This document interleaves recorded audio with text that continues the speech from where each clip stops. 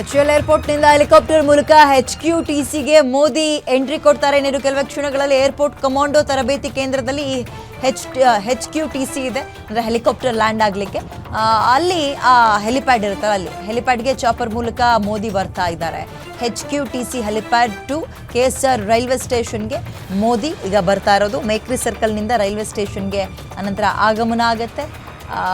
ಹೇಗೆ ಎಲ್ಲೆಲ್ಲಿ ಹೋಗ್ತಾರೆ ಅನ್ನೋದಕ್ಕೆ ಸಂಬಂಧಪಟ್ಟಂತೆ ನೋಡ್ತಾ ಇದ್ದೀವಿ ಡೀಟೇಲ್ಸ್ನ.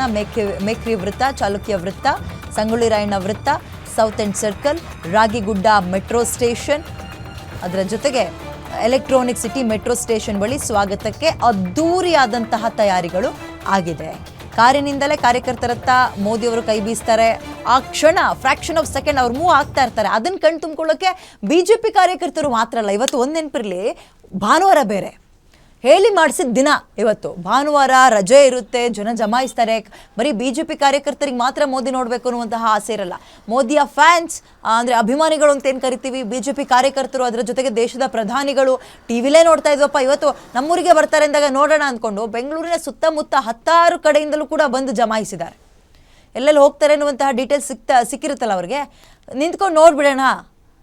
ಅವಾಗ ಹೇಳ್ಬೋದಲ್ಲ, ಇಂತಿಂಥ ಟೈಮಲ್ಲಿ ಇಂಥ ಉದ್ಘಾಟನೆಗೆ ಬಂದಿದ್ರು, ಆಗ ನೋಡಿದ್ವಿ ದೇಶದ ಪ್ರಧಾನಿಗಳು ಅಂತ. ಈಗ ನಮ್ಮ ತಂದೆ ತಾಯಂದರು ಅಥವಾ ಮನೆ ಹಿರಿಯರು ಹೇಳ್ತಾರಲ್ಲ, ನಾವು ಅವರು ನೋಡಿದ್ವಿ, ಆಗ ಇಲ್ಲಿಗೆ ಬಂದಿದ್ರು, ನಮ್ಮೂರಿಗೆ ಬಂದಿದ್ರು, ಫೋಟೋ ತೆಗೆಸ್ಕೊಂಡಿದ್ವಿ ಅಂತೆಲ್ಲ ಹೇಳ್ತಾರಲ್ಲ. ಹಾಗೆ ಇದೊಂದು ಬಹಳ ಅದ್ಭುತ ನೆನಪಾಗುತ್ತೆ ತುಂಬ ಜನಕ್ಕೆ. ಹಾಗಾಗಿ ಎಲ್ಲರೂ ತುದಿಗಾಲಲ್ಲಿ ನಿಂತು ಕಾಯ್ತಾ ಇದ್ದಾರೆ.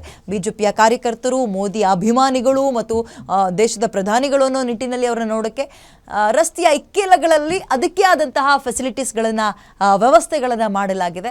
ಅಲ್ಲಿ ನಿಂತ್ಕೊಂಡು ಒಂದು ಕ್ಷಣ ಅವ್ರು ಕೈ ಬೀಸಿ ನಗಾಡ್ಬಿಟ್ರೆ ಖುಷಿ ಆಗುತ್ತಲ್ವಾ. ಹೇ, ನಮ್ಮನ್ನು ನೋಡಿದ್ರಪ್ಪ, ನಮ್ಮನ್ನು ಮಾತಾಡ್ಸಿದ್ರಪ್ಪ ಅಂತ. ಅದಕ್ಕೋಸ್ಕರ ಜನ ಕಾಯ್ತಾ ಇದ್ದಾರೆ. ಮಕ್ಕಳನ್ನು ಕೂಡ ಎಷ್ಟೋ ಕಡೆ ಕರ್ಕೊಬಂದಿದ್ದಾರೆ. ಪುಟಾಣಿ ಮಕ್ಕಳನ್ನ ನಿಂತ್ಕೊಂಡು ತೋರಿಸೋಣ, ದೇಶದ ಪ್ರಧಾನಿಗಳು ಇವರೇ ನೋಡಪ್ಪ ಮೋದಿ ಅಂತ ತೋರಿಸೋಣ. ಒಂದು ನೆನಪಿನ ದಿನ ಅಲ್ವಾ ಇದು.